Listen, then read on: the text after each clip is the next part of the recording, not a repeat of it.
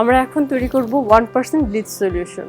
1% bleach solution তৈরি করতে আমাদের লাগবে ব্লিচিং পাউডার, যেটা 35% অ্যাক্টিভ ক্লোরিন আছে, একটি চামচ যেটা দিয়ে আমরা ব্লিচিং পাউডার মাপবো, একটি মেজারিং সিলিন্ডার যেখানে 1 লিটার পর্যন্ত পানি মাপা যায়, এবং একটি বিকার যেখানে আমরা 1% ব্লিচ সলিউশনটা বানিয়ে রাখবো।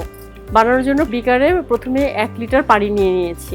ওখানে 1 লিটার দাগ কাটা আছে, 1 লিটার পর্যন্ত পানি নেওয়া। এবং এই 1 লিটার পানি প্রথমে আমরা প্লাস্টিকের যে বিকারটি নিয়েছি সেখানে ঢেলে দিব। মনে রাখতে হবে ব্লিচ সলিউশন তৈরি করার জন্য সবসময় প্লাস্টিকের কোনো কন্টেইনার ব্যবহার করব, প্লাস্টিকের কোনো বালতি অথবা প্লাস্টিকের কোনো বিকার, এবং যেটি একটি ঢাকনা দিয়ে ঢেকে রাখা যাবে। আমরা আস্তে আস্তে পানিটি ঢেলে নিচ্ছি। 1 লিটার পানিতে 1% ব্লিচ সলিউশন তৈরি করতে ব্লিচিং পাউডার লাগবে হচ্ছে 30 গ্রাম। তো আমরা মেপে দেখেছি এরকম একটি তরকারির চামচ বা টেবিল চামচে 1 চামচ পরিমাণ নিলে হয় 15 গ্রামের মতো। আমরা এরকম 2 চামচ নিব। এখানে 15 গ্রাম আছে এবং আবার 15 গ্রাম নিয়ে নিব।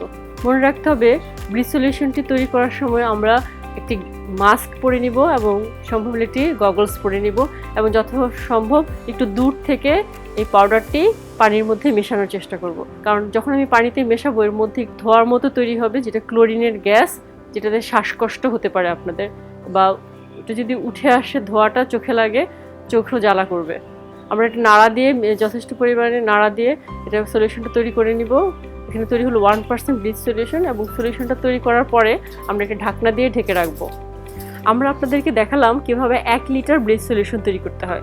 তো আমাদের সারাদিনের কাজের জন্য যদি আরও বেশি পরিমাণ ব্লিচ সলিউশন তৈরি করতে হয়, ধরুন আপনার 10 লিটার মতো ব্লিচ সলিউশন তৈরি করতে হবে, সেক্ষেত্রে আনুপাতিক হারে আমরা ব্লিচিং পাউডারের পরিমাণটি বাড়িয়ে দিব। যেমন 1 লিটার যদি আমার 2 চামচ লাগে, তাহলে আমার 10 লিটারের জন্য লাগবে 20 চামচ।